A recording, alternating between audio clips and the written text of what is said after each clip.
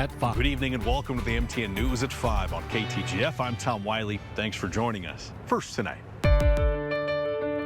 Yesterday, the U.S. Senate passed a resolution that would repeal a federal rule that expands which businesses have to be involved with certain labor negotiations, though it's likely to face a veto from President Joe Biden. Montana's two senators were split on the vote.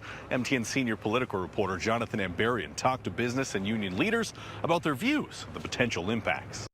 In January, the U.S. House voted to overturn the federal government's new joint employer rule.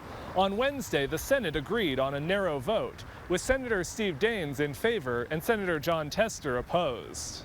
The new rule says businesses that can exert control over the terms and conditions of employment have to be involved in collective bargaining, even if that control is indirect. Daines called the rule anti-small business and heavy-handed regulations passed down by Washington bureaucrats. Tester said in a statement that he voted to uphold the rule to hold large corporations accountable and ensure that workers will have a seat at the table. Business groups had called on Tester to support the repeal. They said the rule would put extra burdens on a wide range of business arrangements, particularly franchises like chain restaurants that have independent local owners. They're both separate businesses. They both employ their own people. They both pay their own taxes.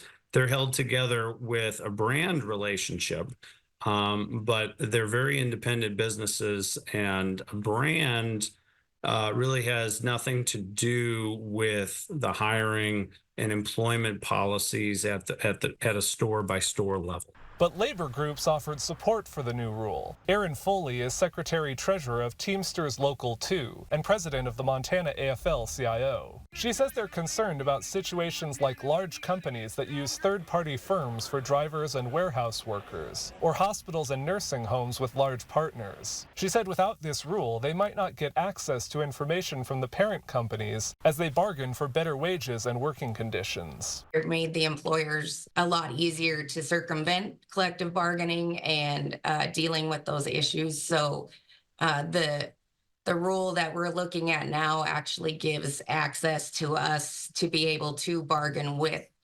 the corporate who should be at the table. For now, the new rule isn't going into effect regardless of whether Biden vetoes this resolution. A federal judge in Texas vacated the rule last month, though the administration could still appeal that decision. In Helena, Jonathan Ambarian, MTN News. Well, warming up as we head into the weekend. Time now for a check of our forecast with meteorologist Curtis Grevenitz.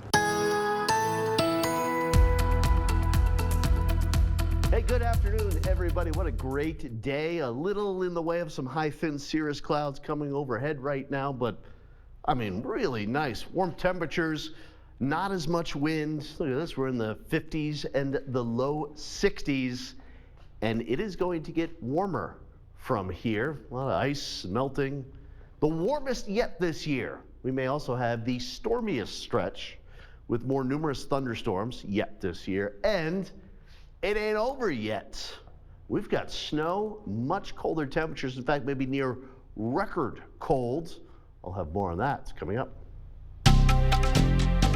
The deadline to file your tax returns is quickly approaching with a mailing deadline of Monday, April 15th. Here's what you can do to avoid those late penalties. If you've left filing your taxes to the last minute, you can still file online or mail them out before Monday. However, getting a last-minute appointment with a tax professional may be difficult. Mark Kappas of Kappas Consulting and Tax says your best course of action now is to file an income tax filing extension. The best thing to do is get your stuff together, get it done if you can.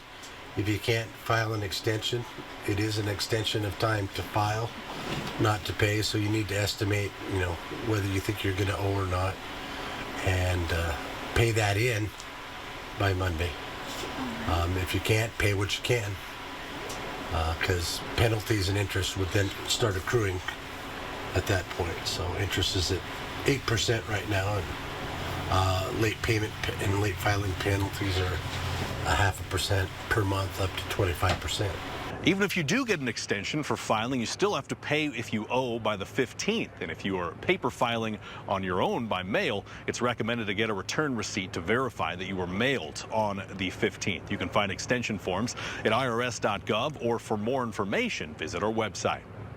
Well, meanwhile, the deadline is approaching for eligible Montanans to apply for 2 property tax relief programs. The first of the programs is offered to anyone as long as they meet the ownership requirement outlined by the state. It depends on income falls or your taxable income falls. The discount program offers a 30, 50, or 80% reduction on property taxes, and a second program offered to veterans with an important requirement needed. The Disabled American Vet program is for any disabled American vet that's rated or paid at 100% disabled. They also have to fall within the income brackets, but it's also available for a surviving spouse as well. Once you apply for either of these programs, one time whether you're approved or denied, you never have to apply for it again. We automatically are able to run income verification. For more information or if you meet the eligibility requirements, visit our website. Well, there's also a new unique tax credit available to Montanans this year. This tax credit is a one-time refund for families who have adopted. Private adoption families will receive $5,000 and foster care families will receive $7,500. Any family who adopted through private adoption or through the Montana foster care system on or after July 1st, 2022 is eligible. This tax credit is due to House Bill 225 that was passed in 2023 by the Montana legislature. So we have more than 400 children in our Montana foster care system today who are awaiting a family and a hope and a future. This was one way to make it easier for families to participate in adopting. Right now there are tremendous costs and resources required of every family who adopts. So we wanted to stand with them and say we believe these kids' lives are valuable and precious, and we want to do something to make it easier for you to give them a home.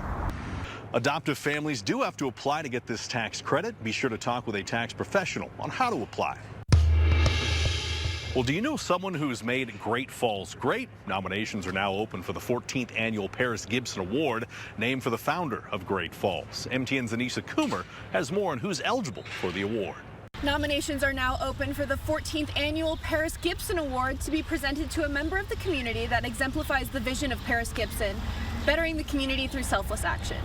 He wanted the city to thrive and gave a lot of his time, effort, making the city what it is today. If you look at our previous winners, they're all people that do embody giving a whole part of themselves to Great Falls and improving the community, improving the lives of its citizens. To be eligible, nominees must be a resident of Great Falls, provide a significant impact to the city, provide leadership through volunteerism, and perform selfless actions to the betterment of the community. The winner of the award is chosen by previous award winners. Makes sense that they would be looking for someone similar to the same qualities that they exude. The awardee will receive $500 to be donated to the charity of their choice and a memorial tree. If you know someone that exemplifies these qualities, grab a nomination form from the Park and Recreation Office or fill it out online. Deadline for entries is May 3rd. For more information on how to nominate someone, visit our website. I'm Anissa Coomer, MTN News.